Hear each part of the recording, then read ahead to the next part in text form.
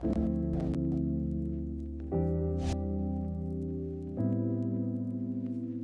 together and get us back into another special delivery today on an off day. Welcome in, Postman 1914. Let's make sure gotta make sure we got that audio going. Video will accompany very soon.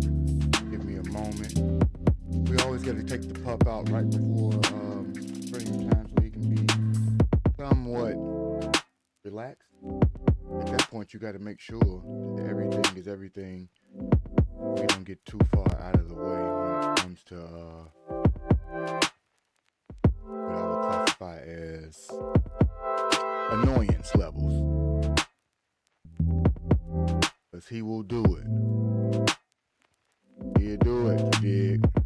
I do want to talk today more so about something that we don't talk about when we speak on draft stock, draft prospects, the players that we might want, the players that we might not want.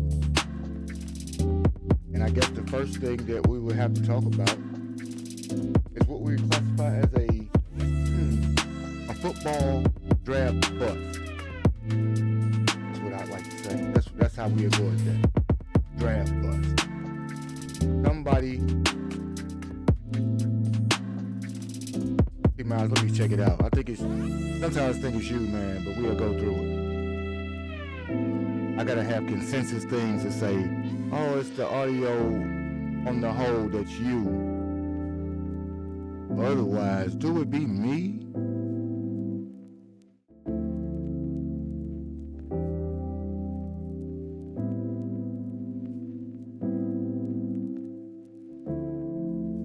Do something like that. What about that? Are we getting what you need?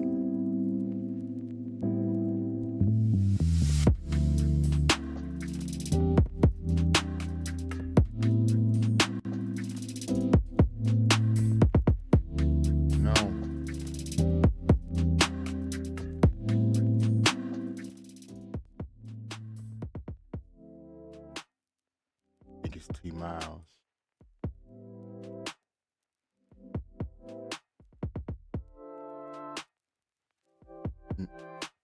And I only merely say that to you because it's never like you said, the we, but we're gonna work on it to make sure that you can hear me, because I'm not certain.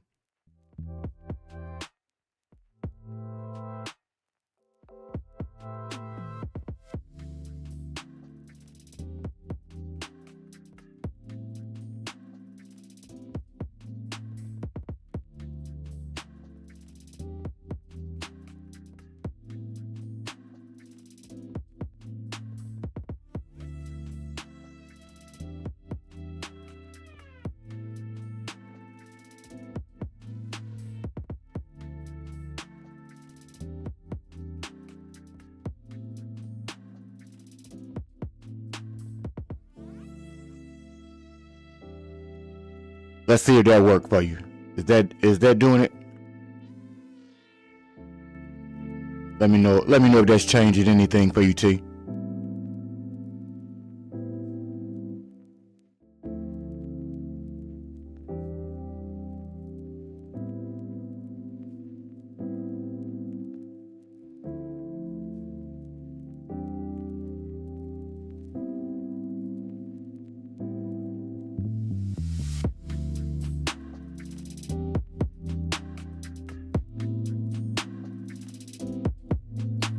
Testing 654.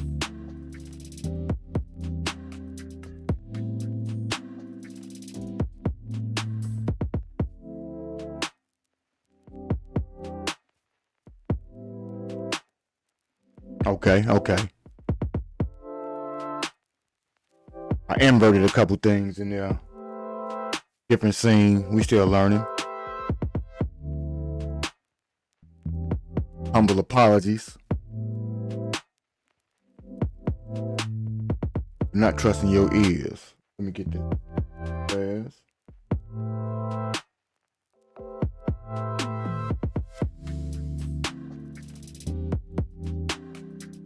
So I got a few articles, T, we gonna pull up. And also have a couple names that I want to talk about. When we talk about draft bust, we talk about a draft hit. You know, the person we think gonna have the best opportunity to live up to their status or go beyond their status. And maybe an overhyped person. So let's not say that this person does not deserve to be drafted, but maybe we are overvaluing the slot or the round in which they should be valued. And that may be what's giving us a bit of a what do you call it?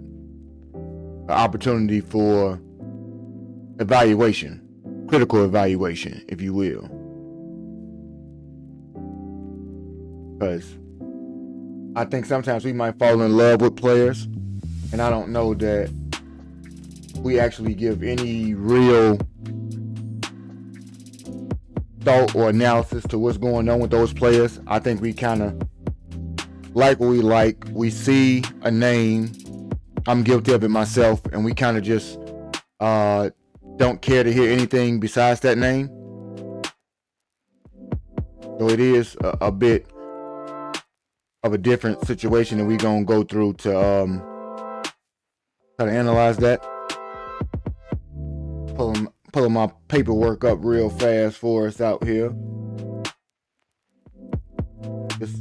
This where we get the crux of some names that maybe we all have heard, some names maybe that we haven't heard, and possibly get introduced to some guys at some point that when we hear their names on Sundays after the draft, it'll be well worth it. It'll be something that we can lean on as far as a tangible outcome, and we can have a little bit of I told you so, man, because T. Miles, you know I like to,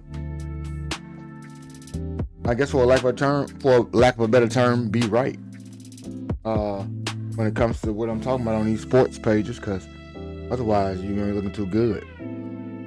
But, you know, we don't often do any scouting at the combine. We show up with opinions every day, including Sundays. You know, often it's been heard this year, as it is most years, that the draft is loaded with talent. Conversely, I would have to say for us, T, that the draft is littered with some landmines as well. If we got some booms and busts, we want to find out which one of those booms are of the good variety, and who's going to be a kaboom when it comes to bust. We looked at scouting reports. We have looked at what they call big boards, top 100, top 60s, and same story every year. You know, teams fall in love with physical traits. We remember the Bears and Ron Gilbert jumped out of a pool as a defensive lineman, so we were enamored by the physical prowess, for lack of a better term right there, that hey, he's going to be great. When did that guy ever make any other contribution to football besides that highlight tape, that clip, I should say? And so we kind of do those things. We ignore production that's on the tape. You know, we get in here, we talk about, oh, your arms are too small, too short, your hands are too small, so on and so forth. And we totally disregard what the tape has told us. We ignore injuries because we like people. And really, we ignore the one thing that really matters. Can you play fucking football? I don't think that oftentimes we think about it in a context that says we need to disavow the large majority of all of the metrics and the measurements, and put the tape on, see where you can play, see what areas in the combine, I should say, that would allow for you to be better in the technical areas where you can technically improve, I would assume. And then we move on to not having things where we see first round grades on players who barely produce, Mitch Trubisky, Leonard Floyd's of the world. And Leonard Floyd is a good example of somebody who was drafted immensely too high at the 8th pick overall. But I believe with the Rams and his second stop after that, double-digit sacks multiple times, 8.5 sacks. Last year was a bit of a drop with Atlanta, but he was not worth the 8th pick. But let's say you got him in the 3rd or 4th round. The production that he's giving you with that draft quantity would have been well worth it. Maybe not re-signed to your team, but productive. And so you get a lot of guys that have elite, grades, but the tape doesn't match up. Or you have guys that have been prospects and showed you everything they could on tape, but an injury may have derailed them, coming off an ACL tear or something to that degree, and it scares somebody away. And then you see guys who get hyped off projection. Like I said, not domination. They've done nothing at whatever level they produce in, Division II, FCS, FBS, and they still get drafted a bit higher than they should. And so that's how you end up wasting picks. We talk about not being able to find productive starters that can contribute immediately. And I say that if you pick the right guys, you can get immediate contributions in various areas. And it doesn't have to be something that you wait for down the line, especially on defense. So today, no highlights, no necessary or unnecessary adulation, not to say. We putting all prospects on trial today. We're going to have what I would classify still as a special delivery of a draft pick or return to center for a prospect. Both of those situations will give us the opportunity to discuss whether or not this player will be a core producer to his new team. It will also give you the opportunity to find out whether or not this person will be a waste of postage and thus give you a bit more of a headache than help when it comes to what they were drafted for. So we will look at some players here. We will read a few articles. We also will get into a couple things, as we saw on my board earlier today, as far as some misnomers or some draft information about combine or i.e. top 30 visits. Yesterday, I did speak about top 30 visits and how a team wouldn't use one unless they were interested. Today,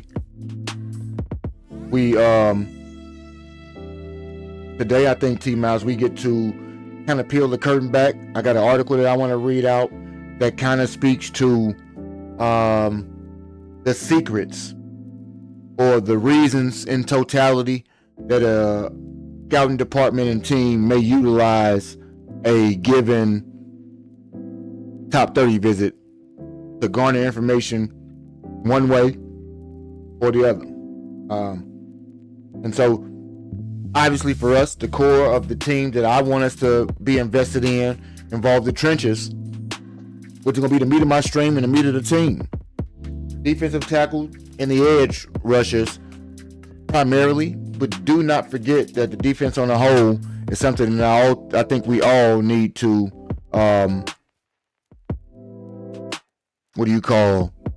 have an opinion about and be excited and weary for players. Biggest trap position, obviously, I would say, is the defensive tackle because it's the biggest guy that you might draft.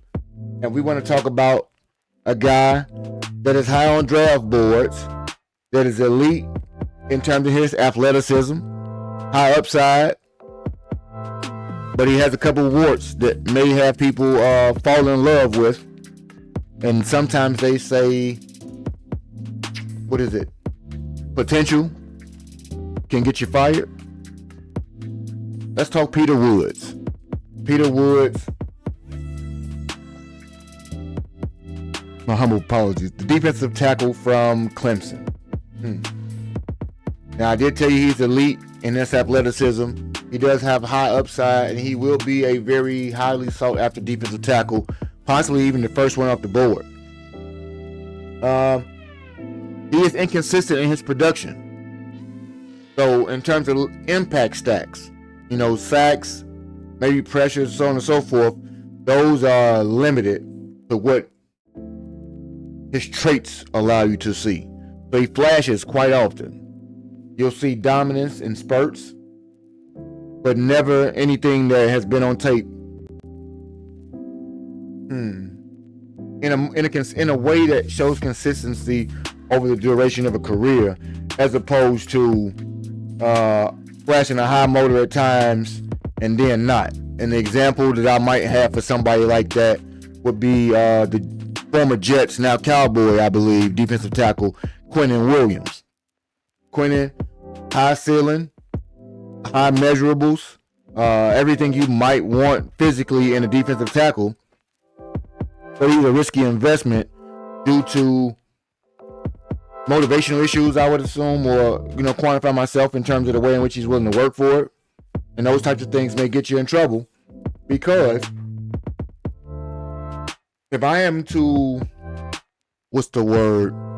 invest heavily in somebody as high as this guy right here, he's going in first round in most drafts, and oftentimes higher than the Bears are able to draft. So it may be somebody that we have to trade up for. God forbid you trade up for a guy who does not have the motor and the drive consistent with going ahead and being a Pro Bowler, potential All-Pro, and warranted of a second contract.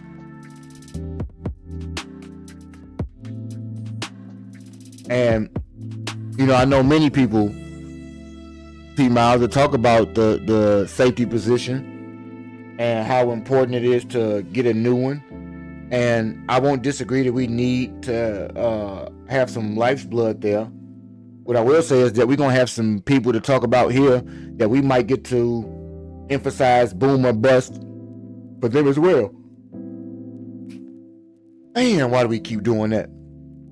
I've been perfectly fine all day, and as soon as we hit the live button, we want to yawn. Nonetheless, another guy that may not go as high in the draft as the aforementioned Peter Woods.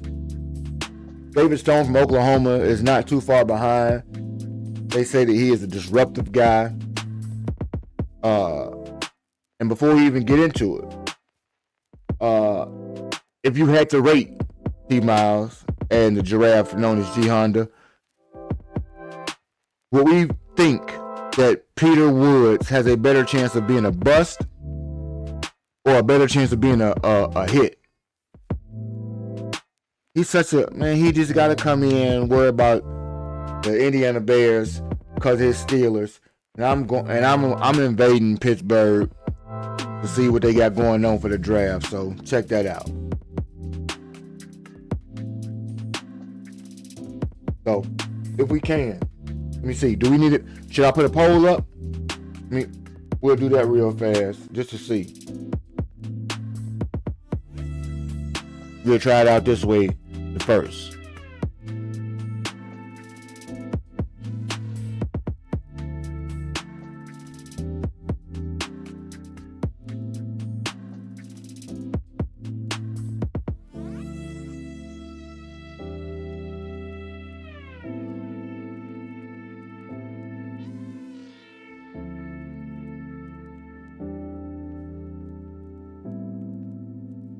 There we go. We got real simple poll right here for us.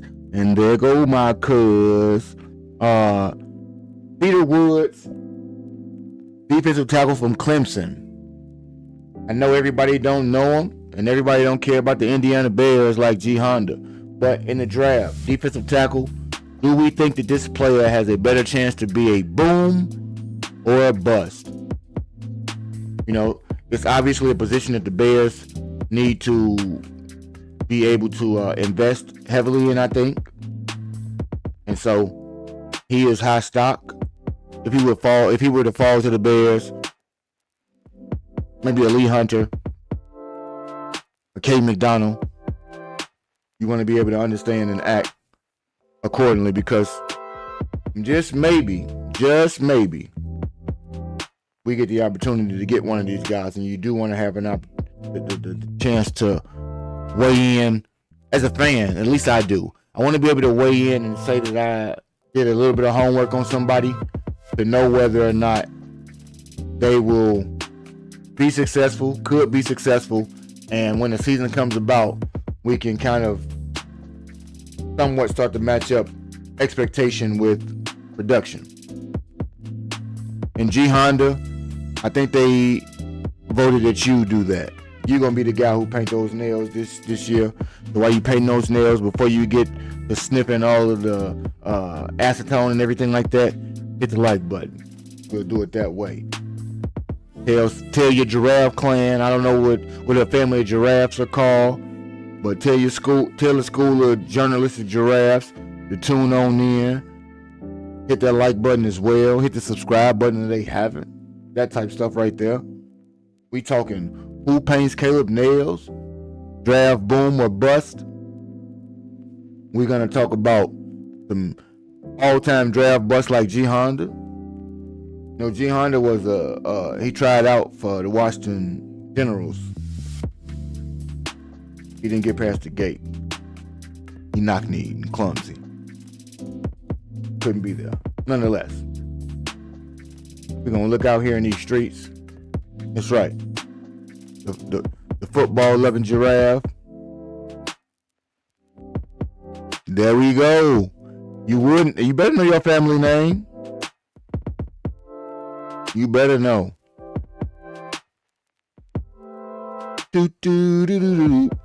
Smart guy. That's me. You mad? Don't worry about it. We'll get to you, wise guy. We'll get to you, wise guy. Now, G Honda, you don't watch sports at all, but tell me, T Miles, do you know who David Stone is? The defensive lineman from Oklahoma. Let me know.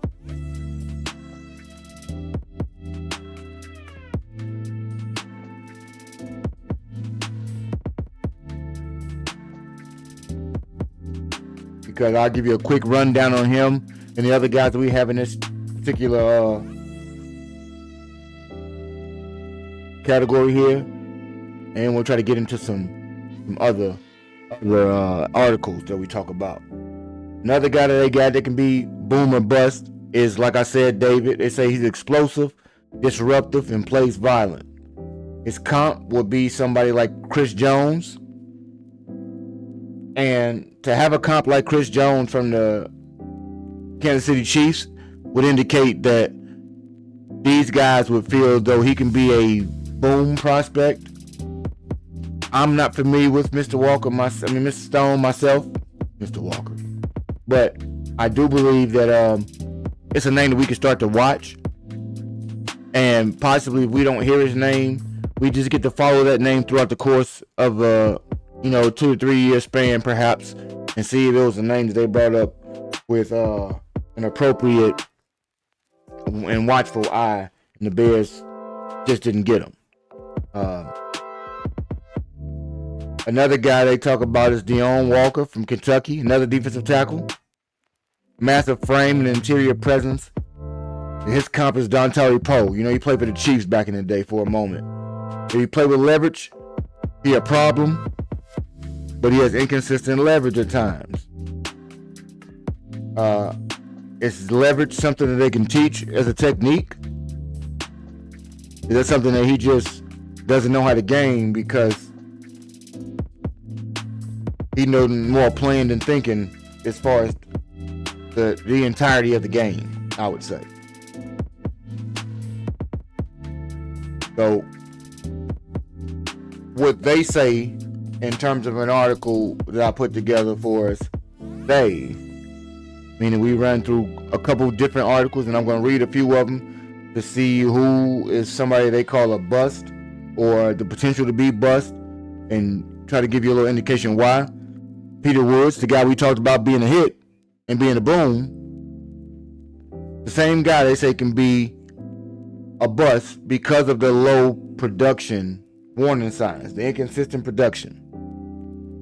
If you draft traits in the top 10, you better be right. And so the knock on him would be you be drafting more traits than production.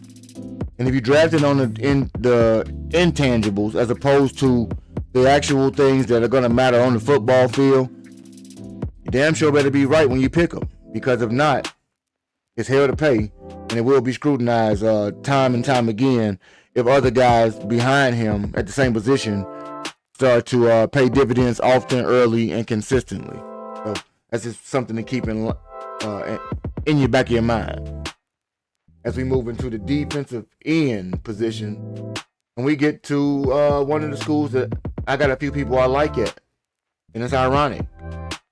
Penn State University. When we talk about the run defense versus the pass rush reality. And the reality is we didn't have very much of a pass rush this year. And so when you think about pass rushes, you want to get the guys who can set the edge, create pressure themselves, win one-on-one matchups, possibly have an array of moves, not just a speed or a power guy, but is able to do a swim, maybe a chop, some other D-Honda-like move with his knock knees. The first guy we got that could be a potential boom candidate later than the first round, so it is good to know that they think the defensive end crowd is has a bit more depth than the defensive tackle. So Danny Dennis Sutton, third round grade is what they have on him right now. Obviously that can be misquoted grade. It could be something that doesn't matter because he can go higher, or it could be it could be what you call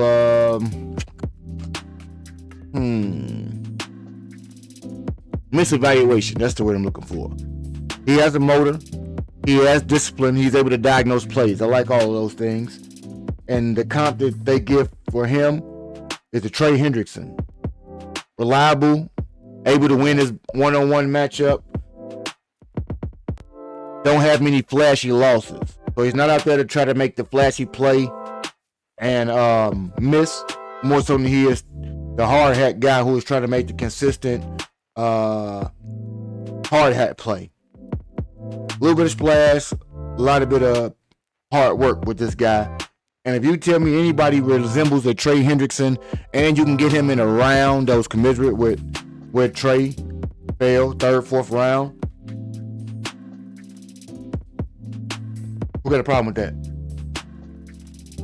Tell me who has a problem with that, because I can't think of the person who has a problem with that. But we'll really think about it that way. Best way we can do it. And our next candidate, for some people call him a hit, some people call him a miss. If we want to do a deep dive on Danny Dennis, we can go ahead and do a vote, or we can do a vote on one of the other potentials in the class right there, so we don't do the first all the time. Let me know. But I believe that Danny Dennis Sutton is a boom prospect myself.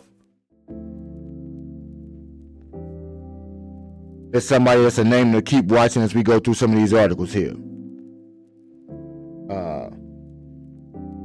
Another boom or bust prospect that we come up with, defensive end from Auburn, Keldrick Faulk. Elite run defense grade, top tier, but he is limited in pass rush. How are you a defensive end that is typically relied upon to create a pass rush, not creating a pass rush? Explain that. So, at that point, I don't know. Can't really tell you. Let me get a little bit of these tunes in my ear. Might help me articulate what I'm trying to say. But here's the question I want to ask. Do you think the Bears need to draft a complete edge or an absolute specialist, i.e. another pass rusher, another Austin Booker? Well, I want to call him Malcolm Booker. said the headset was gonna get me right. Got me wrong. I don't even know. But we'll check it out. Anyway, let's go. Because I think we need to draft somebody who I would say is proficient at the run with a specialty in pass rush. Because I think that the defensive tackles and the people that you draft in the middle of the field are going to drastically impact both areas of run and pass. And as long as you're a sure tackler, I think that diagnosing the run may be something that they can actually figure out. Okay, Ken come right in, my apologies, and gives us something we talked about when we talk about being overhyped, being underrated, or being a potential a bust candidate.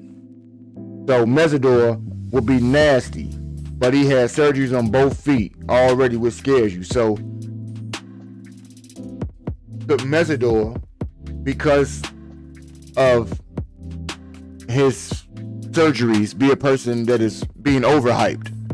Could he be a person that should fall to a lower round and not necessarily be a bust, but should he be a lesser round pick than where he is slotted to go based on those injuries? Or did those injuries happen already? They didn't just happen in this offseason, and we have watched him produce on the field, which would say, even if he's there for a good time, not for a long time, the time that he is there is going to be good. Because that would always lead me to the question of, like, if you could draft a player and you knew that they would give you Aaron Donald level production, but it would only happen for 3 to 4 years, as opposed to a player that would give you a 10-year career, a very solid and sturdy production, above average even, which do you take? The shortened career of superstar or the complete?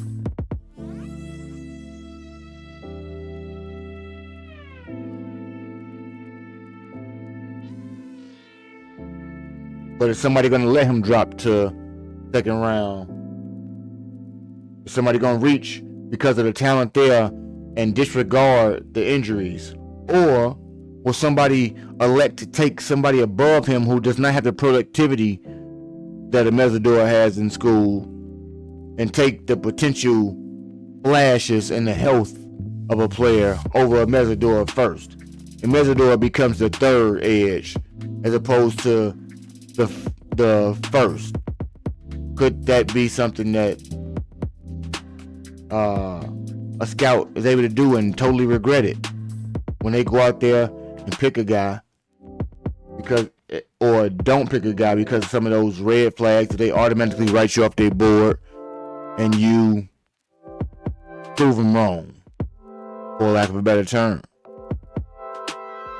What players are those? What player is everybody going to be in agreement on it? This is a can't miss prospect, and we miss. Who's the guy that nobody talks about until day 3? And when he gets on your team, he says to you, my name is Kyle Manungai, and I'm going to be more than just a guy on your team. Type-ish. What about the undrafted guys who don't get their name called because of 2-foot surgeries, who don't have the productivity that a Mesidor has, and that guy is to be a 6th or 7th round pick because he only had 2 years of tape at a big school, played at a smaller school early on, and had a little bit of injury?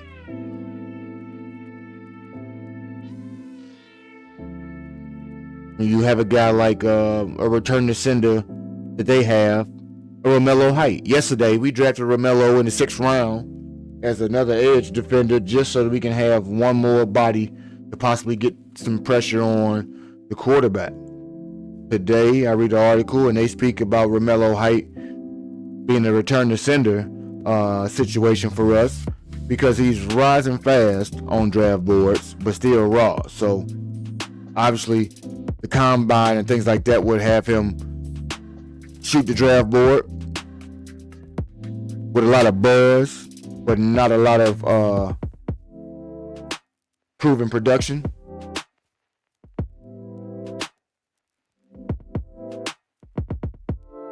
And I'm going to need Ken Tizzle, my nizzle, to stop being so clairvoyant today. He's being Nostradamus out here, as Zane is definitely somebody we gonna talk about, my boy. Zane is somebody we gonna get into. We gotta talk about him because I wanna see him. Who wearing orange and blue every Sunday, you know who. Zane Durant trying to get on, he ain't no ant. We ain't about to do this. I can't rap, but don't worry about it. So what? Don't worry about that. We can talk a little bit of football, a little bit of fake music. We in this thing because he's a Raw. They think that he's a candidate to be overdrafted. We got him in the 6th round yesterday. Do we think at 6th round, being a Raw talent, that is a bad acquisition? No. But if somebody were to think that Romello Height, according to some scouts and scouting reports, would go out there and try to get him in maybe round 3 to 4, maybe they are reaching because he won't be able to produce in the way in which he should so early. So at that point, it's all a wonder of how man, don't do my man. Unc is Unc. Uncle Snoop, double loop, Snoop a loop. And then we get to talk about some people that y'all want to talk about before we read a few articles to see if anything matches up. Caleb Downs, safety and cornerback, we're going to talk about. Elite instincts, always run the ball. We probably won't have no chance for Caleb, but he's going to be what I classify as a potential boom. Minka Fitzpatrick may be a comp for him. His football IQ is going to translate immediately. I think if you know the game, especially on defense, and you're able to diagnose plays, I think the reactionary things come second nature, and they will definitely be able to assist you in the long run. So to have a guy like him, obviously I think he'd be a boom prospect, not somebody that we would be focused on a trade up to get. Jamal McCoy has been a guy that the people talk about as being overrated. They got elite coverage grades, but he come off an ACL injury, so overrated could mean they don't think he's going to be good overall, or it could mean that this is where teams take a gamble and he has elite tape versus the medical risk. You know, Ken just talked about 2 foot surgeries for Mesidor.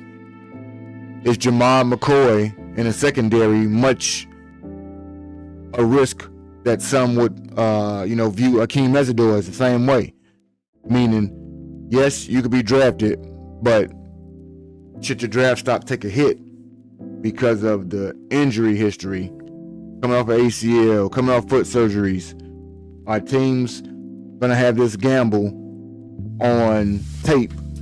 And we talk about trusted tape. Will they do that versus the medical prognoses? You know, because he has the potential to be somebody like a Darius Slay, but he is the personification of boom or bust. Because if his medicals fail, you draft in recovery and not certainty. And we already have Terrell Smith. We already have a little bit of uncertainty with Tariq Stevenson. Zay Frazier's just coming back. I couldn't imagine this guy having to not be ready when camp starts. So they deem him to be somewhat of a risk. And then they talk about some guys that we talked about yesterday still, and I bring them up because they talk about people who can be a hit on the line. And they got Drew Shelton from Penn State again. Penn State will be a school we talk about a lot. We've talked about it a lot in several different ways, and we're back to him again.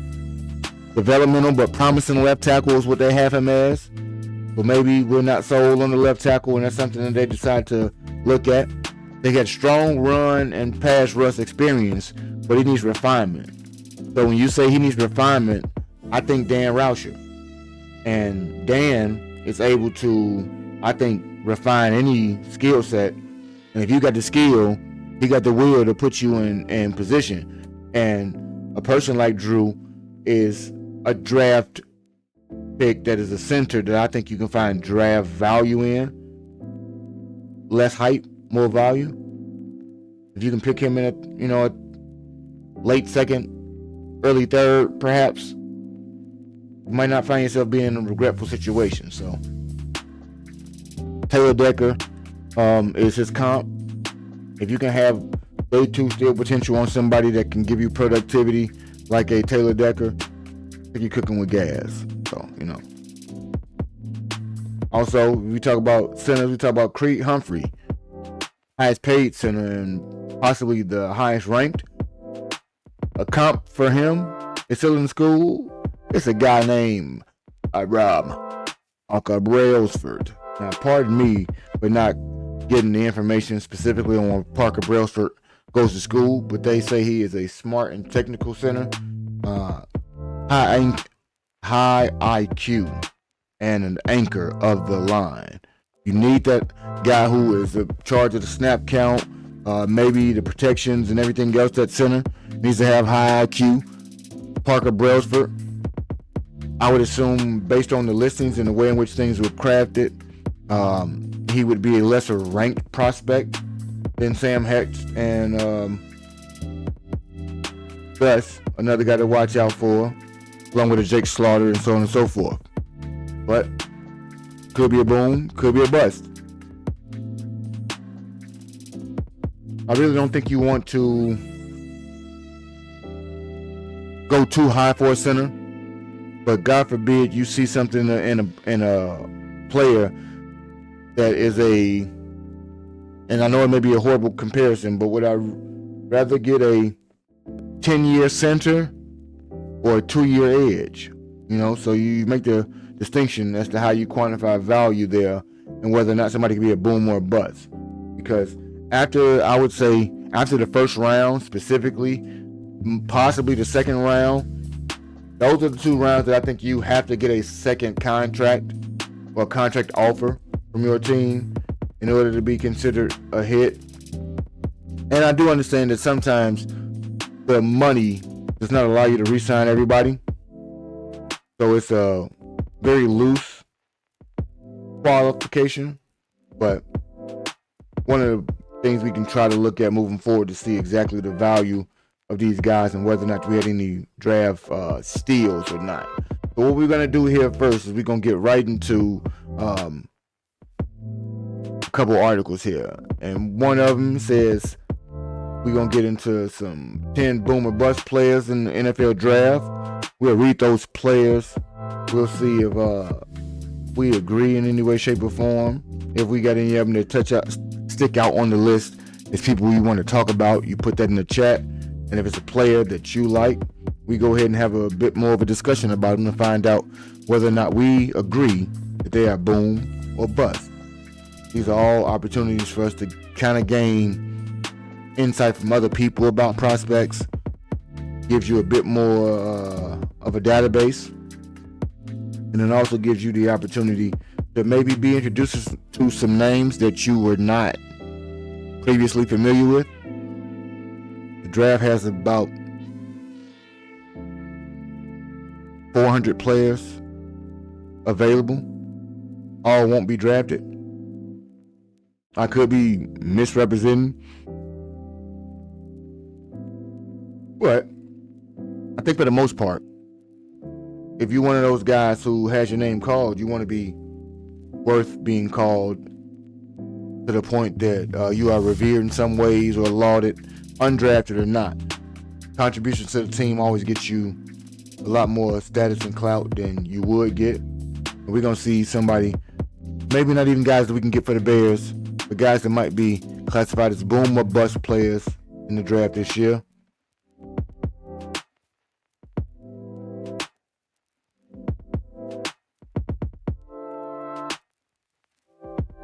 Number one player they got as biggest boom or bust in the league. Anybody care to guess before I give it out? The biggest boom or bust player in the draft.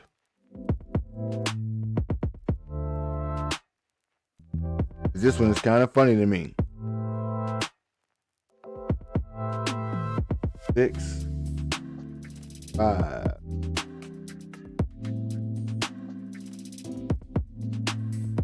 2, and 1.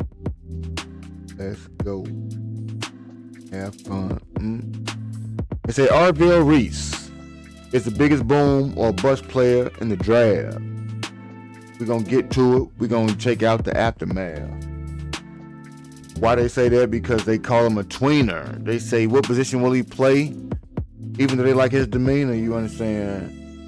And they got a couple first round draft picks that have injury concern that they classify as bust. Caleb Banks, Jordan Tyson, and once again, Jamal McCoy, the guys who you got to check on when it comes to multiple projected first round picks that have injury concerns that could be directly correlated with their stock value dropping or later on production in the league. Let's find out which one it leans more closely to, because some of these will be blessings in disguise where these injury concerns or these prognosticators that say a person will be a boom or a bust, not a fit for a system, and that person becomes a steal for the next team who is able to utilize your skill set better than most. They say Reese is currently projected as the number 2 overall pick by the New York Jets, and this is PFF.com, by the way. There are questions about how he'll translate to the next level. Will he be a linebacker, edge defender, or some combination of the two?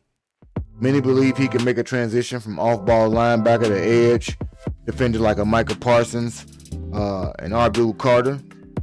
But Reese's 13% pass rush win rate this year was still significantly lower than all of them had in their last collegiate season. So a little bit of concern there with his pass rush win rate as to if the conversion from linebacker to defensive end to possibly a hybrid would do.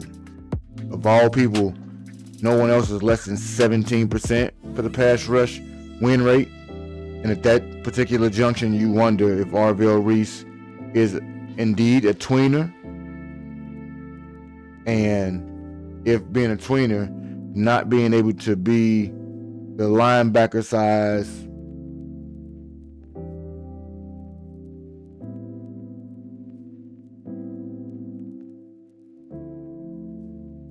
boom. Ohio State got some real. And you see, Ken, what I try to do is keep my bias out of there, because I do realize that they have some players that come out of their program, and I don't want to be the guy that short sells them because I don't like the crest that you wore for your collegiate years. Because, like you said, some of those guys are really, really, really good. And if you can get some on your team, you want them. Other guys that they call biggest bust potential out here, Edric Falk again. Falk is one of the best edge defenders against the run in this class, but we need a pass rush. He got an 89.2 PFF run grade. But his projections as a pass rusher, he got 11.6% pass rush win rate, and that's lower than RVL Reese, who's a linebacker. That's 150th amongst the edge defenders in the nation, and he's supposed to be a top 15 pick. Like, top 15 pick, and you got 11% win rate. They liken his production in college to a Shamar Stewart. That's the guy in Cincinnati. We got a Shamar Turner that does fairly well on the run defense right now. I don't know about his pass and everything because he didn't play much last year, but we'll get to find out where he is. But it speaks to us not needing a guy like a Kendrick Falk, who excels at the run, but not so much at the pass. Caden Proctor is a offensive tackle, Alabama, that they have some questions about because of his 6'7", 366-pound frame. He get beat by speed rushers and struggles in space, and that leads to whether or not him being a top 20 pick can stick him at tackle for the long term, or do he need to be a guard? And if he's a guard, he can not necessarily know if you can draft him that high up, but possibly they still could. Another guy that they have questions about, and it's a guy we drafted yesterday and felt pretty damn good about picking up, Ken. Cassius Howell, the edge from Texas A&M. He's a projected top 20 pick, so obviously it shocked us that he dropped to 57, but maybe the reason in that mock board that he dropped to 57 is, although he's been productive as a pass rusher over the last 3 years, one of those years being at Bowling Green, the other two at A&M, his pass rush grade is pretty damn good as well, as he's probably had the fourth, I think they said the fourth highest in America, but he's undersized, 6'2", 248, and that shows up in the run game because of his lifetime run grade. So run blocking improved at A&M, but over the course of his career, they talk about his sub 31-inch arms that put him in the 0 percentile for edge defenders. And so people talk about arms. They talk about the fluctuation in the run defense. But his pass rush win rate and pass rush grade have been effective and highly effective at every stop. And this could be a guy that certain people, because of the length of his arms, or he's 6'2" and 248, they can go ahead and pass him up. And at that point, as we did yesterday, a guy like him could fall to us in the second round, and we don't have to worry about reaching to get him at all, because he will be there because of misevaluations on things like arm length, when he's had those damn arms his whole collegiate career. But because they put a tape measure to him, now they have become a problem. Very well could be. Tailor the tape, tailor the measuring tape, see what we come up with in between. I think Cassius will be a boom. They say he got a chance to be a bust. As do they say this next guy, defensive tackle. And that's right, Ken. So at 57, he may be very, very, very worth the pick, and you rush to get him like we did. But at 25, with the size concerns and the arm length and all the other things, is it something that they would rush to do? Or would he be seen as more of a overhyped player? Not to give him a boom or bust moniker, but overhyped. Drafted a bit too high, shouldn't be drafted there. You know? Make it work, Day. Right. That's what I think. Equity in the time in which you get certain people is going to allow you to have those types of things going on. So if you can do that just like that, I think that it helps you out to not feel so jaded because of where you picked them up as opposed to that you picked them up. So I think those are, and I stuck to the defensive players because Ty Simpson and Zachariah Branch, those are guys that won't be anything we talk about, so there's no need to really focus in on it. Sorry, Ken. Zachariah Branch, we won't be taking no first round wide receiver. But in that instance, you do want to think about it. People that they call a bust. And then you think about, can those people just be overhyped, and can we get them for the right price? Then we get to my all-combine team out here. Ready for my all-combine team? Know you ready for it, man. I might need y'all to. We're gonna go through these names a little bit, so you can see them with me. You're gonna need to see a little bit of these names. They're gonna get me excited. At least a couple of them will. We got honorable mention names on this list, and we got a variety of other ways in which they look at it. He said, I feel a wide receiver in the third in my bones. Let's see if he got some of that going for him. That's crazy. We're going to get y'all a little bit of this, a little bit of that. They talk about some players that I don't know about too much. We will talk about some players that we actually will draft in this. We won't talk about the other types. So as we get right into it, let's go ahead.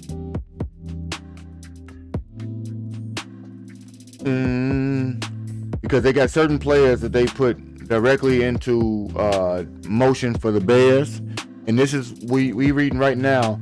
They're all combine team defense, and they're gonna give us some what they classify as fits for some of these players. So I'm gonna read it to us, and then we're gonna get a little bit of feel for whether or not they fit for our team according to this scouting report, and if we perceive the player to be a boom or a bust prospect. Let's get into it.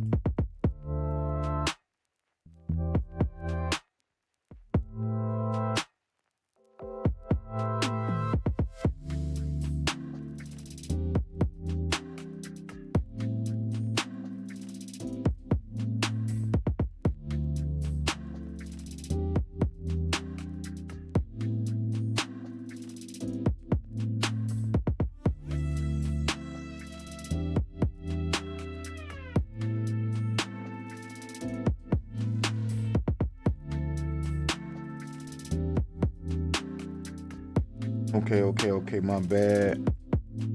The first spots they have, and we talk about fits. So these are cornerbacks, and it's Chris Johnson, and they got team fits for Chris, not for us, but they got fits for him being the Pittsburgh Steelers, the Green Bay Packers, the Los Angeles Rams, and the Tampa Bay Buccaneers. They also, in this particular instance, have the opportunity for honorable mention players that also would fit those teams. And this is why I bring it up, because yesterday we drafted a guy by the name of Malik Muhammad. According to these scouts here, we're not beholden to it, but it does give us a bit more information. A guy like Malik Muhammad would be more suitable for a Pittsburgh Steelers team, a Green Bay Packer. So G Honda, he's a guy for you, the Rams, the Bucks, more so than for the Bears. But thought I'd bring that up just because of a guy we picked up yesterday, and a couple of these guys we shopped around and acquired, and we still feel good about it. But let you know what people think about him at times. Dylan Tyneman, safety. Best team fit? First and foremost for him, the Chicago Bears, the Cowboys, the Dolphins, and the Vikings. Safeties were a top-heavy group, and they're like a handful of the best out there, so much that this decision was especially difficult. Lorenzo Styles put down a blazing fast 4.27 40, and Crush Drills showing off the skilled hands. He no doubt honing his past life as a Notre Dame receiver. I like that part about Lorenzo Styles. Wow. Another Buckeye, Ken. But he couldn't help giving two other players a nod, starting with Tyneman. The Oregon safety Ace Testing with a 4.3 40, 10.5 broad jump, and a 41-inch vertical leap. And they said it's a frightening combination for any NFL offense that has to oppose him in the near future. Appreciate that. And then we get into the honorable mentions. Other safeties they believe fit the style of our beloved. And we've had the opportunity to draft two of these players in our own mock drafts and had a discussion about one, I think, several days in a row now and possibly many more. And so we will start with the aforementioned Lorenzo Styles Jr., Emmanuel McNeil Warren, safety from Toledo, been talked about extensively. They have sung the praises, put him in a many of mock draft. We will see how that falls out for us as well, as he is considered to be a first-round pick. We got the safety from LSU, AJ Halsey, was in one of my very original mock drafts. BJ Payne is the person that I'm not so familiar with, but I did happen to see his name a couple times come up in mock drafts from Kansas State. And the last guy that we speak about, Ken T. Miles and the crew, Zakee Wheatley. I think we have drafted Zakee Wheatley in every mock draft that I've taken part in. Dare I say that has a bit of coincidence or familiarity to it, Bears? Just in case y'all ever see this. The key may be the guy you need at Harris University. Just saying.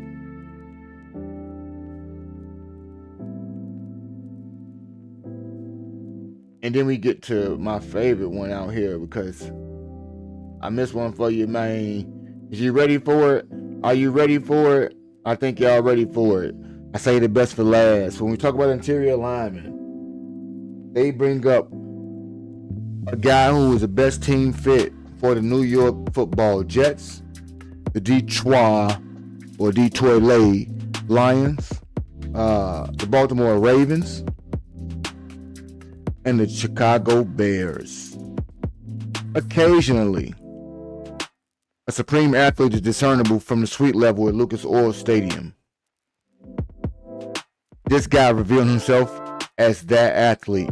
Clearly the most complete and pro-ready interior lineman on the field, crushing every drill with fluid and explosive movement, polished technique, and burst that makes him look just different.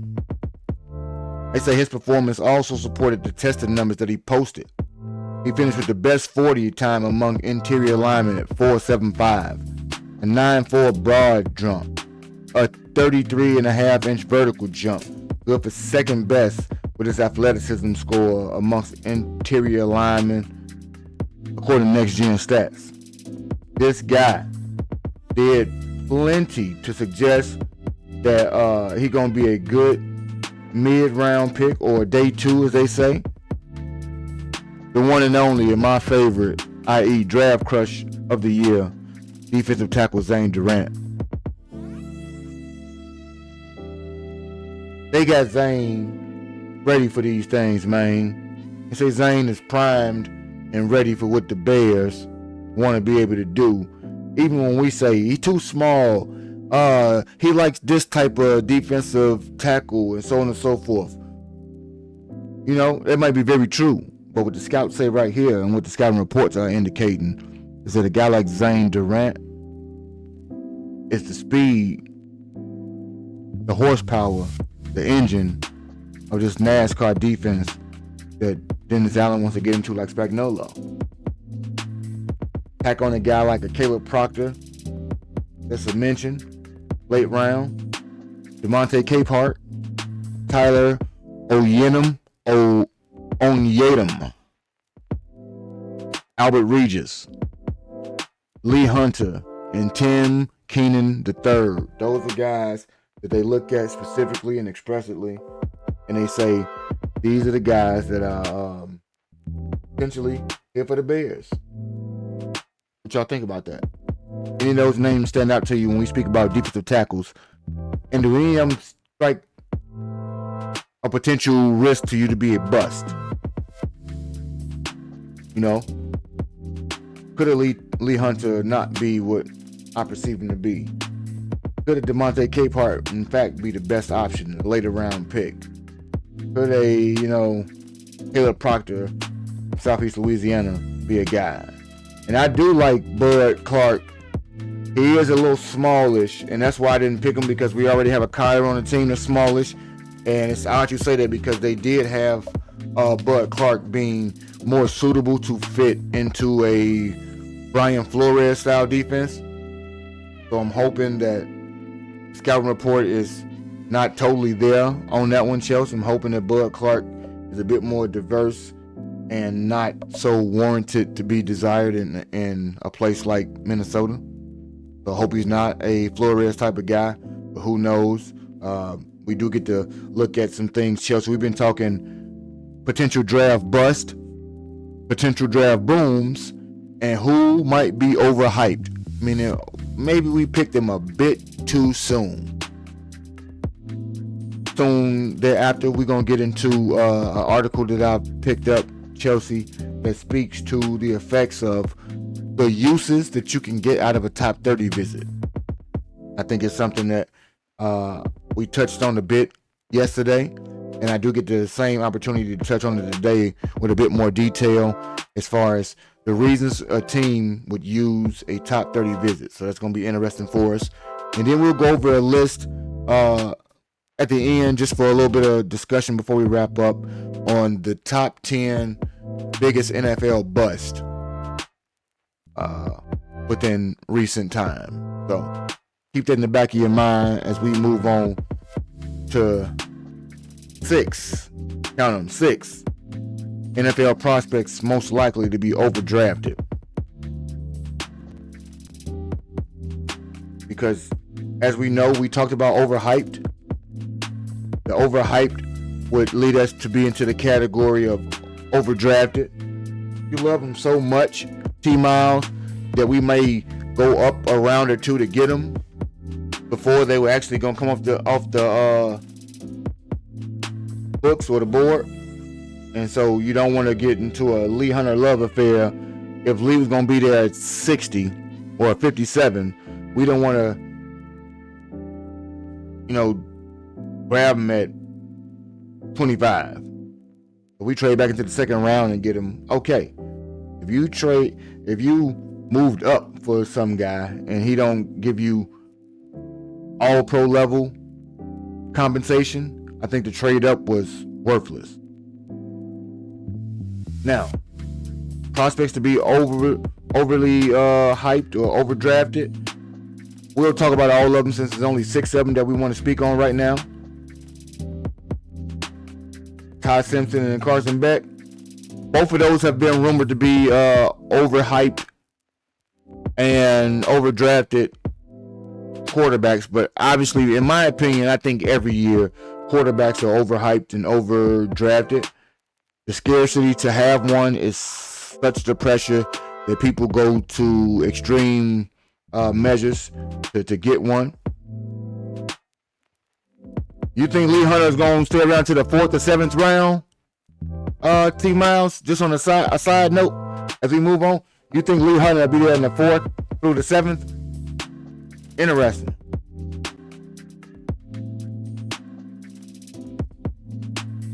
Now, this is like a preliminary look at 6 prospects, it says, at this stage, who appear to likely be overdrafted in April. First one they talk about, he is the quarterback from Alabama. Alabama quarterback Ty Simpson.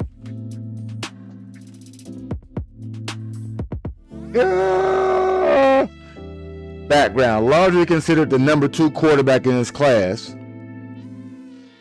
Simpson is rather polished for a one-year college starter.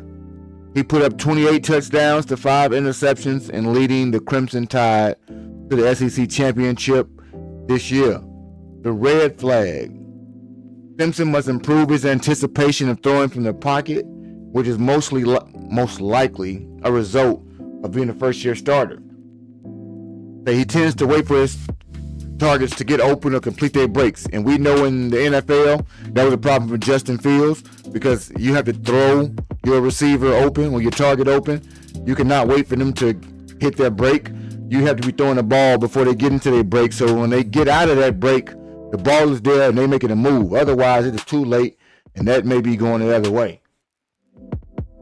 So since they say that his anticipation is not guaranteed to develop, But the scarcity of talent beyond Fernando Mendoza at a key position, as I stated, that's high in demand will inevitably lead to somebody rolling the dice too early on Simpson in round 1. If he's drafted into the right offense, he could eventually become a good, not great starter. I'm still betting we've written him off as career backup by 2028. So this guy is saying that Ty Simpson will be a backup by the end of his contract, and that picking him in the first round is a reach. I don't know. I haven't watched very much quarterback play at all. I won't be looking for a quarterback anytime soon, I don't think. So, according to their verdicts, which I'm reading, and it says Chelsea says they speak highly of him, and he did the best at NFL Combine compared to the others. So, some obviously have a good opinion about him. Some have the opinion that most do. They overvalue quarterbacks, and so they tend to be picked higher than they should go due to the scarcity of having the one. So we will get to see whether or not a guy like Ty Simpson, and keep the name in the back of your hat, and make sure you subscribe to Chelsea Lynn's, Coach Chelsea as they call her, so that you can pick up on all sports commentary, all sports update, collegiate, professional. I don't want to call it drama, but the off the field happenings as well. Pretty good at getting those things for you, and she's gonna give you your fair share of Alabama love. He is a Crimson Tide fan, a Cowboy fan, and a surrogate Bear fan at times. So make sure before we get any more Alabama love, y'all go over and subscribe to her page.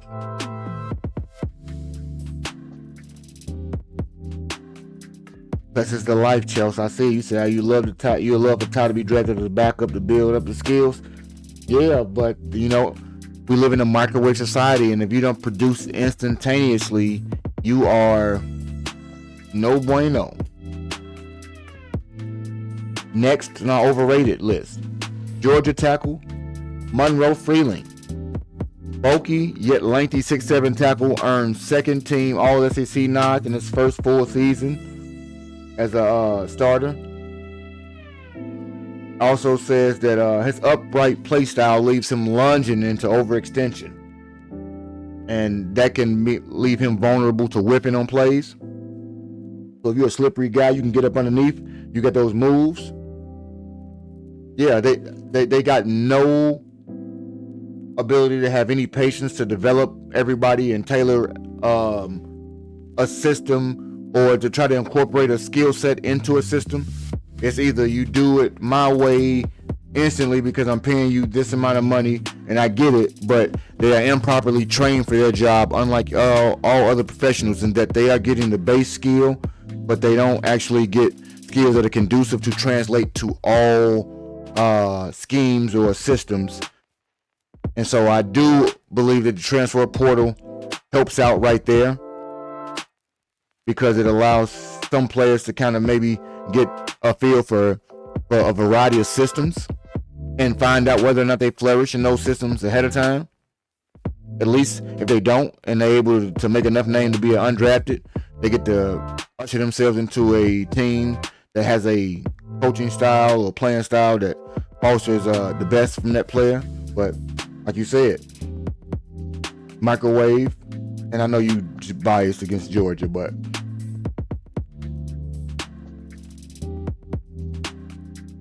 don't do it.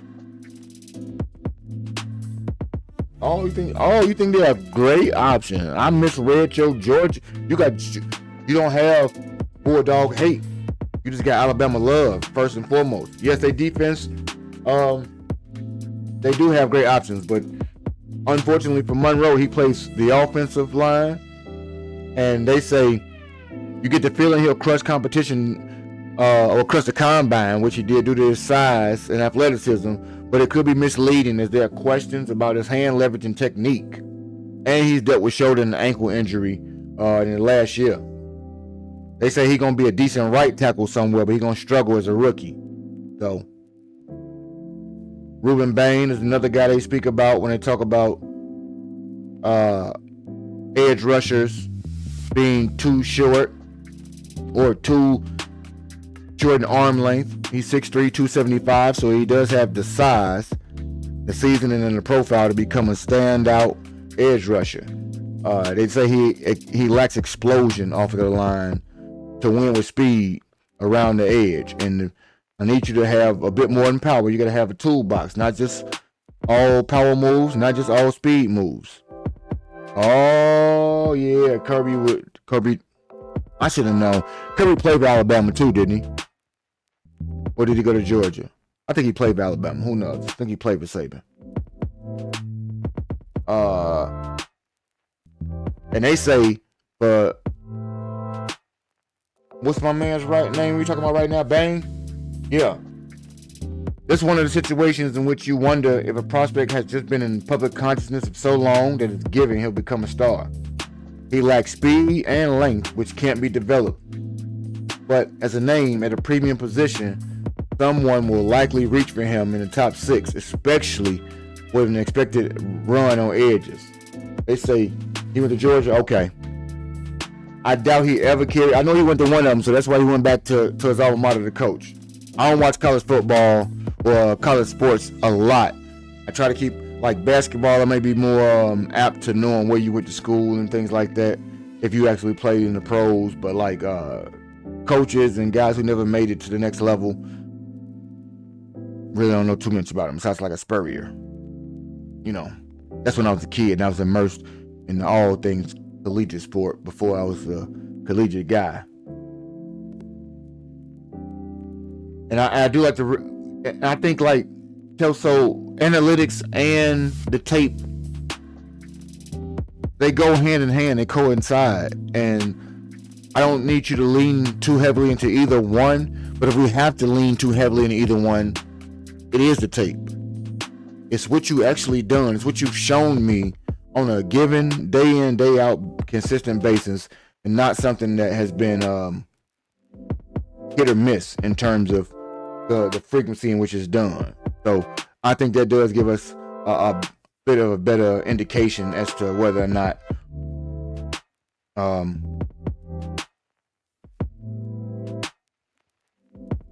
where a player could be as opposed to what we think they might be. Let's say it that way. And now we're going to get right into it. I got an article where a Bears coach is giving us a bit of clarity about how things go. Because oftentimes, and I was guilty of it yesterday, I spoke about top 30 visits and saying, why would anybody have a top 30 visit with a player if they are not interested in drafting, say, a player when we talked about draft strategies, because we opted to select a player at a position that we liked, as opposed to selecting a player at that position that the coach actually, what do you call it? The coach actually did visits with him. The team did a 30 visit. That's what it was. I was losing it right there. There we go. Couldn't get it. I got it back. So now, like many teams, they say, Chicago Bears are deep into the NFL draft process with over a month left until it begins. As a part of that process, the team schedules what they call 30 visits, where each team can bring 30 prospects to visit their team before the NFL draft. Bears offensive line coach Dan Rauscher shared how the team uses its 30 visits, which might differ from other NFL teams. And so this is interesting to me to see that a team would utilize their top 30 visits, because you only get 30 before the draft to make critical decisions. And it's not always, I'm assuming, be due to players you like. So let's just go ahead and look into some of the things they talk about, and if this makes any sense to you, or if it's something you never thought about but now you can consider heavily as to why a team utilizes a 30 visit on a given player. speaking on last year, and this is he's talking about last year, we slated to draft 10th. Says we were in the market to go early. We had the 10th pick, and although that went to Colston Loveland, which was a heck of a pick, we were all doing that as position coaches. That's what we're driving that for our head football coach, our GM, and those in the room to be able to go, this guy's got good football makeup, or there's some real concerns. And the more concerns there are, the less clean they are. The more work then you have to do after the process, bringing them to campus for what we call 30 visits. You get 30 prospects to come to campus and can spend an entire day meal setting, weight room visiting, whatever things those are. Do more leg work on the process, like this where you're on the Zoom and it says, hey, how much more can we gather? So this is more of an opportunity for them to gather and ascertain more information on a given player. So that could in turn be a player they were intrigued with from the Senior Bowl, the Combine, Pro Days, or any of their annual scouting that they've done on their own. And let's say they are on the line or borderline about what they want to do with this player as opposed to another. Maybe we want to draft this guy, maybe we don't. Maybe we want him in this round, so on and so forth. And so the 30 visit would allow them to bring the guy in, spend the entire day with them, break down whatever looming questions they still had about that guy in terms of the information gathering, so that they can paint a total quality picture to go along with the tape. I think this is where the analytics, the tape, and the lasting impression of a physical face-to-face meeting are the three parts of a pie that they put together to kind of make the most quality decision about what direction they want to go in with a player. And so I think this is like one of those things, and they speak about it. They say they always like to go back to, if I know somebody that I really know at a college that's worked with a player, so they can get referendum on a player in terms of his work ethic, insider information about what this guy's like in practice. How does he handle injury? Is he going to be able to fight through those types of things? Are you dealing with a guy that's good in the clubhouse? Is his availability going to be there? So on and so forth. And so the 30 meeting gives you opportunity to have a guy in the building, maybe still get more information so that you can be like, oh, well, you went to this JUCO. You were originally enrolled in this school. So we can kind of go through all of the channels to get all of the necessary information to get the total picture about some things going on with a guy, because your availability is your first ability in the league, and that's important. So the approach for the Bears is like they want to see what concerns they have with the prospect in person before deciding what to do. Only so much, they say, can be done virtually before you have a physical prospect in the building, which gives you a bit more information. So to put it in perspective for how the Bears like to use this, they didn't select a single prospect that they had a 30 visit with. You understand? So I'll say that again. Last year, the Bears had 30 top 30 visits. And none of those guys did they select. Now, that could be a confluence of they weren't available. The interview proved to turn up something that they didn't like. Or it shed light on another prospect to make you like them more. I think those are maybe the three main reasons why that could happen. But it does give evidence, because yesterday I did have question about why we would not select players that were available at given times, when I know that the Bears hosted those guys and had top 30 visits with them. The fact that we didn't do it last year, is it smoke and mirrors when you bring these guys in? Is it truly a fact finding? Is it something that others can get wind of, so that you want to misdirect and have someone waste a 30 visit or potentially a draft pick to usurp you and beat you to the punch on somebody that you're not really interested in? Could be a myriad of cat and mouse type things they got going on, but I thought that was an interesting way for them to look at how you go about it, because last year We selected Loveland, Papillo, Burton, Monungai. None of those guys had a top 30 visit with us. And so it's interesting to find out this year how some of those things coincide. So I will do my own little deep dive to kind of figure out who we had visits with and find out on draft night if we indeed picked any of those guys. I'm going to have to write me a list down because my intention, and that is a week after the anniversary, so it's a bit up in the air, but the impromptu idea to make a trip to be live for the draft is something I'm looking into, so let's go ahead and talk about that. And we are getting into the last segment of the day, Kelsey, so that we can end the day on a good note out here. And we talk about maybe not a good note for the people we discuss, but it is a good note, I think, to be able to understand just how fickle the draft process is and just how easily a guy can go from the crown jewel, the shining star per se, and to have that light be very dimmed by the fact that certain players will never reach the lofty goals or the standards that were placed on them based on draft position. So shout out to the guys like a Mr. Trubisky, like an Achilles Smith, so on and so forth.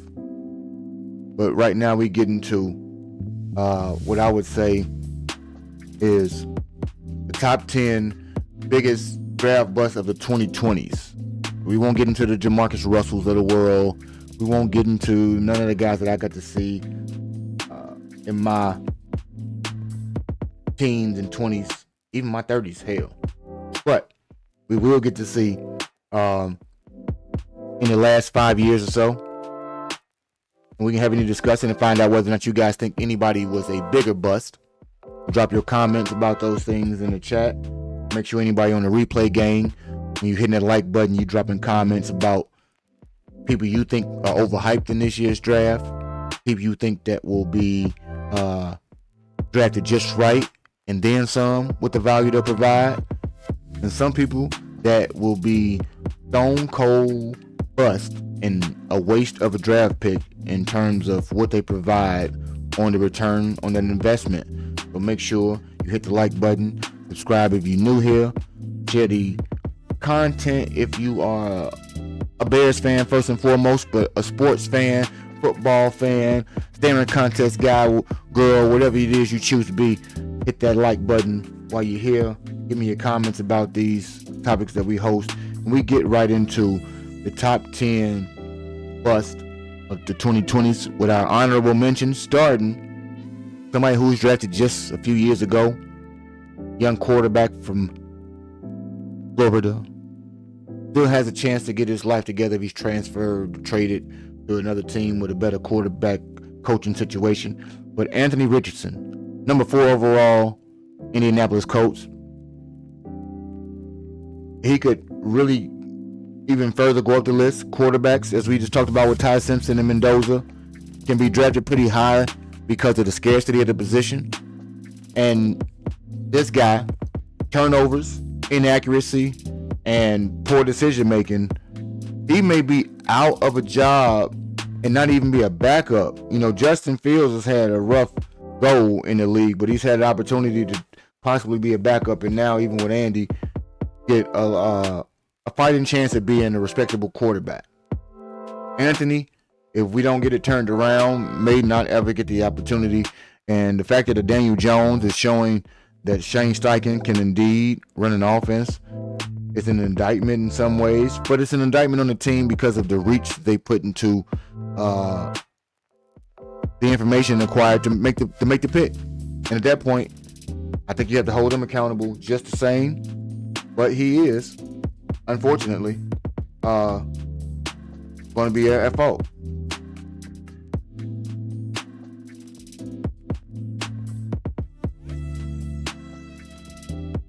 Next on the list, number 10, because those are honorable mention. Now we'll go 10 to 1. Isaiah Wilson, an offensive tackle, drafted 29th overall by the Tennessee Titans. That was in 2020. The book on Wilson, they say, closed about as fast as it opened. Drafted for his incredible 6'7", 340-pound frame. And we just talked about Monroe Fraglin being 6'7" and 340. Everything went wrong and fast. He played 4 snaps in his rookie season. Going viral on social media for getting blown up on his one special team snap.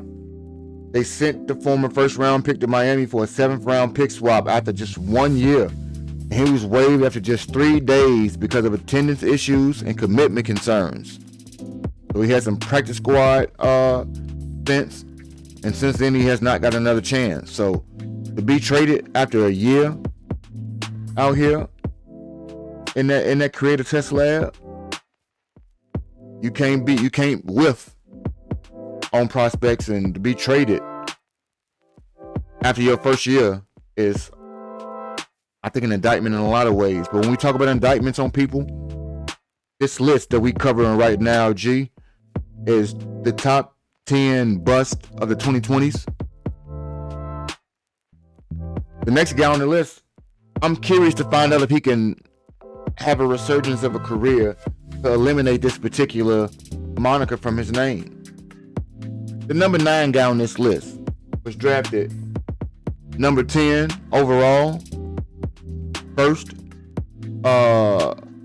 round in the 2020 draft again. And this guy was drafted by the Cleveland Browns. And it is none other than left tackle Jedrick Wills Jr. Why do I say this is a concern to me?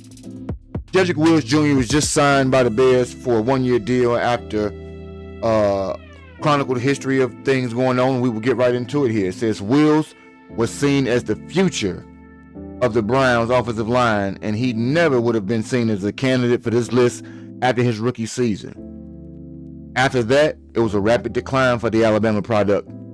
He committed 10 penalties in 2022 and saw his play decrease in 2023 and 24 before failing to find a job for the 2025 season. Now, granted, those years they speak of, because they don't give you the full picture, were derailed by injury. Nonetheless, the productivity still wasn't there. Last year, he sat out the entire year and is still up in the air as to whether or not he will regain that top 10 status. But he finds himself on the list because of how high his expectations were and how far his fall from grace was. Dan Rauscher, if this guy's healthy, if this guy's motivated, and if this guy can recreate anything that was given to him in his rookie season, you may have a stray dog, people, that you can take to the vet, get those shots, and have them protect your house for a very long time. So while Jedrick is on this 2020 list of bust, at number 9, we're going to hope that he gets off of that list. So stay tuned. Keep up with Jedrick. He might not be on that list as we go through the chronicles of the Dan Rauscher school. Let's see if we can get him in a better spot and thus get his weight up so nobody can go ahead and hate on the boy when we speak of him. He won't be spoken about on this list anymore. As we continue to trend, when we talk about bust and offensive linemen, number 8 on this list was drafted directly after Mr. Wills in the first round of the 2020 NFL draft. One Mekhi Becton by the New York Football Jets. Becton again, 6'7", over 350 pounds, with the ability to jump out of a fully filled pool. We've seen that before.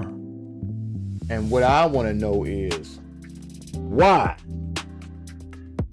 after we've seen somebody with those physical attributes throw it away, do you still go reach for them? Because we need these positions. They're premium positions. We have to have a left tackle, as I hear people talk about in the chat and people like that. We have to have these guys. So, to understand that we may jump over our skis sometimes to get these guys. This guy had a decent rookie campaign, but they say he missed nearly 2 straight years with injury and wasn't nearly the same player when he returned. And he got tagged for 18 penalties in 2023. So, he had a bounce back year with Philly.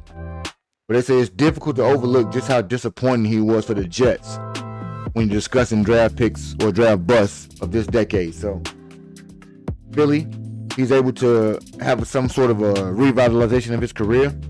And I'm thinking the same thing happened with Jedrick. Ken just said he thinks he's the best left tackle on our team or on the roster. And I understand he has the caveat that Ozzie is injured. He may still, even when Ozzie returns, be the best left tackle on the roster simply because he is actually a left tackle. And if he has any health, I think he can obviously return to form because he had skill before the health problems persisted. But we'll see. He'll give us the best year we can get out of him, and we'll move on perhaps, because if he does do what I think he'll do, he'll outprice himself for us. So, next on the list, number 7, wide receiver who just re-signed with the Washington Commanders, but he was drafted number 18 overall to replace a guy by the name of Antonio Brown. Not Antonio, my apologies. Why did I call him Antonio Brown? AJ. I don't know why I call him Antonio, but AJ. And this guy, none other than Treylon Burks. They talk about the AJ Brown trade for years to come, and Burks is going to be the reason why. He was, like I told you, the successor. But those plans went south in a hurry for this guy. Under 700 yards and a single touchdown in 3 seasons. Not one, 3 seasons for the Titans. So 700 yards under. Let me stop saying 7. Under 700 and 1 touchdown across 3 seasons. And this is the guy who was a big body. And injuries also played a part in his development being stalled out, I believe.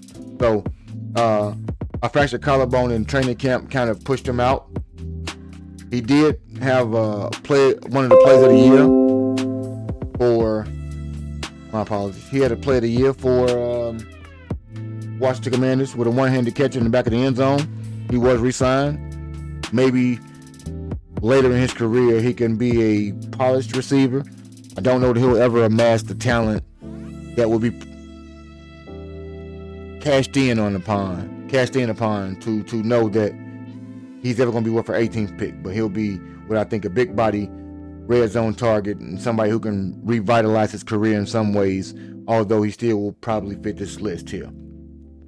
C.J. Henderson, the cornerback that was drafted number 9 overall by Jacksonville, was seen as a future Pro Bowl caliber cornerback with every intangible you can hope for. He played for 5 teams in 6 seasons since he got in the league. And his rookie season, they say, was far from ideal as the Jaguars front office quickly pulled the trigger with a trade with Carolina in September of 2021. So they drafted him in 2020, 2021. He was out of there. He has yet to produce 1 full season as an average or better cornerback. So top 10 pick, didn't produce. Seems to be a theme here. 2020 was a bad year.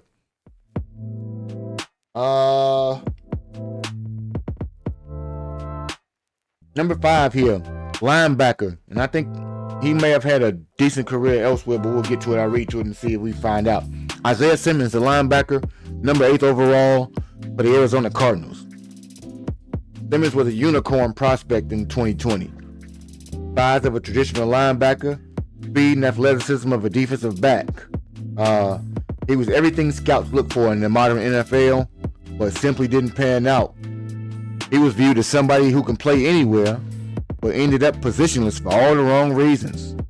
Clemson graduate never found his footing, leading to his 5th-year option being declined. And he has spent time with the Giants, the Packers, the Panthers, fighting for a roster spot, just 6 years after being viewed as a franchise-changing player. So, a guy like that, I've been guilty of seeing guys that fit his mold and thinking they can play a Hippolyte. I say Hippolyte can play safety. Oh, and he can play play the slot, and he can play linebacker. But I may be reaching, and I may get him out of the league quick, like a guy like this. Number 4, and back to the offensive lineman, Evan Neal. 2022 was when he was drafted 7th overall by the New York Jets. The Giants. What? It's almost over, guys. Y'all don't got to cry no more. Almost over. The second of 2 top 10 selections in 2022. They say Neal got up to a poor start and was never able to make the necessary adjustments. Quickly found himself out of favor with the fan base. Blah. Due to his play and some ill-advised comments following his on-field struggles. Right, Ken? What they say? Travis Hunter making this list for you. Stand by. He didn't see the field. You can play. They say he didn't see the field at all in 2025. New York moved him to guard to revive his career, and he gonna become a free agent this offseason. And he had some league-wide interest. I don't know exactly what happened with him. Didn't follow up with him. Wasn't a guy I think the Bears were interested in whatsoever. So no need to talk about him as we move into our number 3. And number 3 overall in the 2020 draft, Detroit fans, if you can wrap your head around it, Jeff Okudah. I think he was a Cowboy, Oklahoma State. Oh, he came out of Ohio State. He's a Buckeye.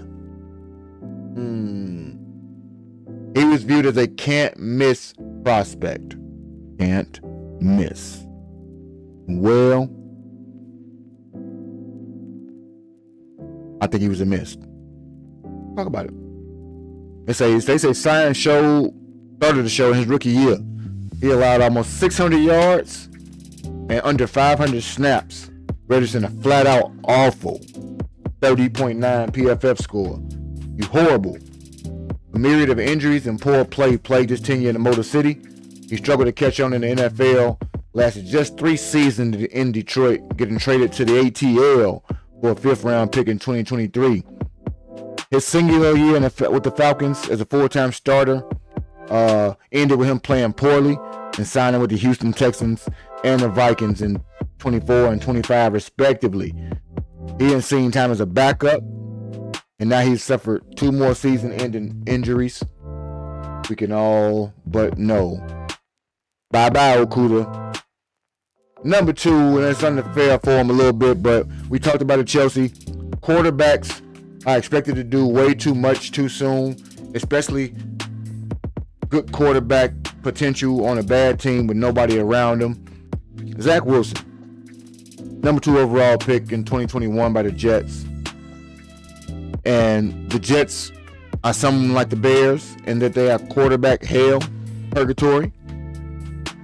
Wilson was the latest of misses. And Sam Darnold wasn't a miss, so we can prove it's the environment more so than it is the prospect.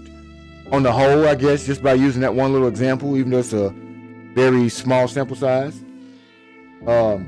Picking back up right now, Ken, I think that different front office and ownership metrics in them two, but in Cleveland and in this team with the Jets, I think that would bode well for them to be able to not have somebody suffer. But his potential dazzled on tape, and all the risk were there coming out of BYU. The Jets brass was confident enough in their ability to develop him. Ha ha ha. We know how that went. He showed flashes. And posted a negative touchdown interception ratio in each of his first 2 seasons. Never found a way to properly transition to the NFL, and they gave up on him, sending him to Denver. After 1 year with the Broncos, he signed a 1-year, $6 million contract with the Miami Dolphins, and is once again slated to hit free agency market as a backup, buy low backup option at that. And number 1, as we wrap it up, guys, the number 1 bust, as they quantify, of the 2020s. Can anybody guess? what position the number one bust plays before I read down the stats that maybe unfairly, maybe prematurely, maybe unjustly, but they are attached to these players because of the things that have happened or didn't happen when they were a part of the franchises that drafted them. You know? And with that being said, with no guesses, the number one overall and third overall pick in the first round of the 2021 NFL draft, the biggest bust, unfortunately for him, and I might even disagree, but I guess it said 2020, so we got to go with him. Trey Lance, everybody. Trey Lance got drafted by the Niners, third overall, and the magnum opus, I should say. Let me get that right before I G-Honda my way through this string. He was a mega prospect from North Dakota State, and according to him, he had attributes that you simply cannot teach. With Miami in the number 3 slot and no current need for a quarterback, lies. Matter of fact, if Miami didn't need a quarterback. All right, let's just admit it. That didn't happen. Straight lie. That didn't happen when they didn't need a damn quarterback. They always need a quarterback. But guess they had Tua.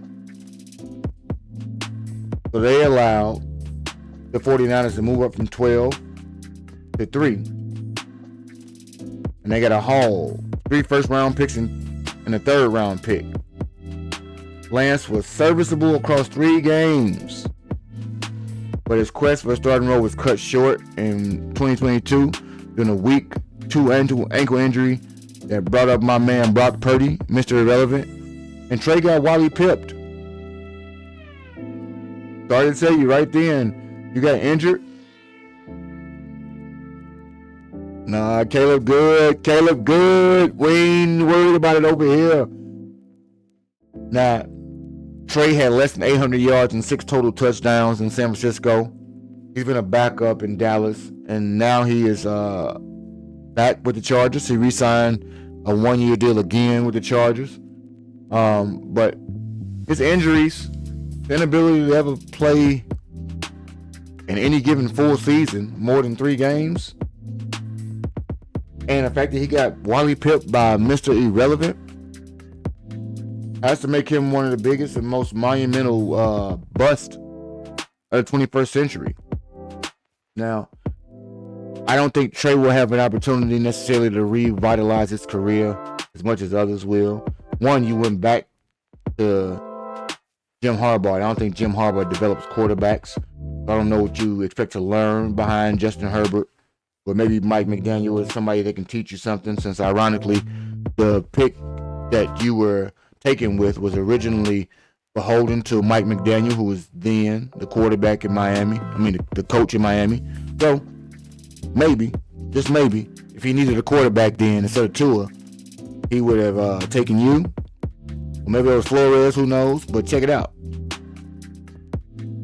The opportunity might not be there for him again, G. And so that will conclude the way in which certain can't miss prospects end up being all miss. You get the guys like a Sonny Styles, who's a physical specimen, but maybe a hybrid. You get the guys that don't need highlights, man. They need certainty. Players who show up every snap, not just necessarily on the scouting report or the combine type, because draft, we know, as we just alluded to, are full of traps. You get people who you love immensely in terms of the talent, some of the things they're able to do that are a bit more intangible than things they've done on the field. Sometimes they've done things on the field against inferior competition, and we are not able to totally ascertain if those guys are showing up because they are elite, or are they elite because of the talent that they face. I think that's a real question that we need to be concerned with as we move into these critical days. The 30 visits have come to an end.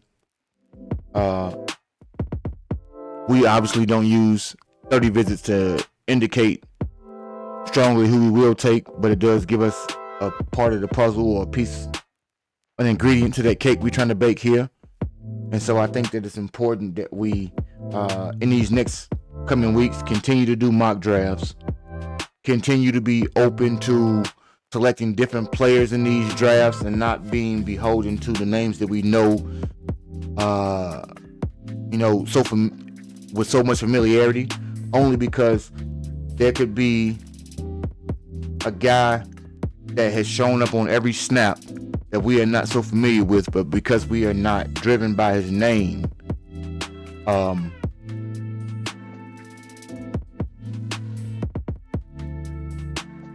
we may tend to overlook. Some people have this reigning theory. I'm not one of them, but this is the guy who was drafted in the 6th round, 198th overall, Thomas Brady.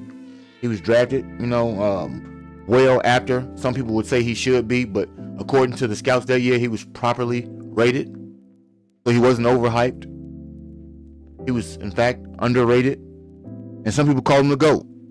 So if you can find a guy like that in the 6th round, it behooves us all to not overvalue nor undervalue any given players when it comes to the way in which we construct a team.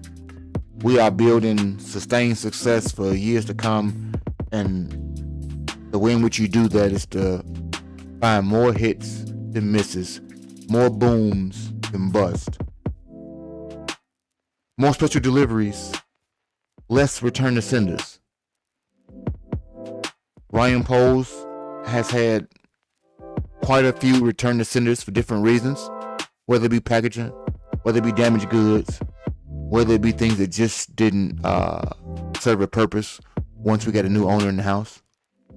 But what we do need to understand is that the future of an individual in the last week of April and a franchise can be affected by overvaluing a player, picking a player for systems that they don't necessarily fit or flourishing the best, or potentially falling in love with a player because of a narrative story or something that they share resemblance with you in.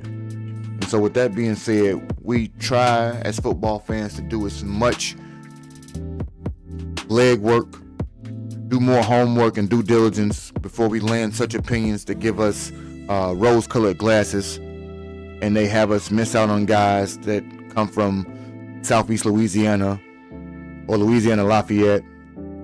If you're Charles Tillman, if you're a Slidell guy, and you come from a Tulane University, and you're a Matt Forte, who I don't know about. If you're an Elijah Hicks, a Zay Frazier from UTSA, you don't want to be overlooked. You want to be properly valued. Austin Booker from Kansas can give you great value if you don't draft him in the 2nd round. But in the 5th, he looks like a steal. So be mindful of the high-end items that we buy, the value products that we get, and translate these things into the NFL draft as a GM. How can we get the best return on investment so that these players that are looking for newfound jobs do not find themselves being critically or harshly judged in the way of being a boom, a bust, or overhyped? Any other comments we got, any other thoughts we got, drop those as we wrap up. Anybody who just came in, make sure you hit that replay, hit the like button. Drop any thoughts in the comments about players that we may have not labeled as potential bust or red flags.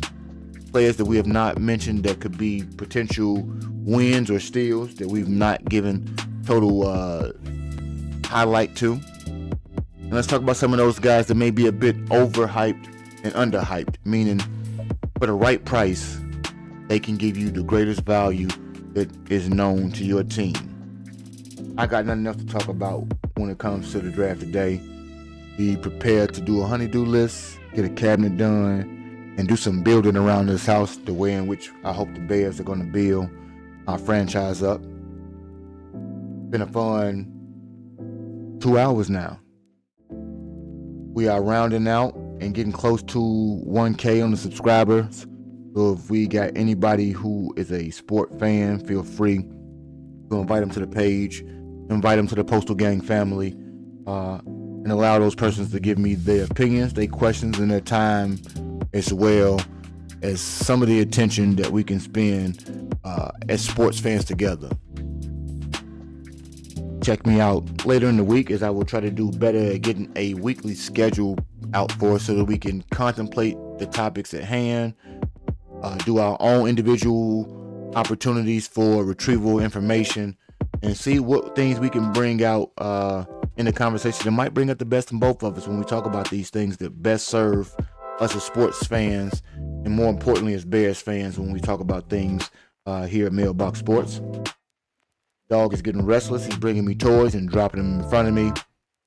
So with that being said, till next time, and until next delivery, I'm your boy and your host, Postman 1914, delivering to you once again the news you can use when it comes to the sports landscape.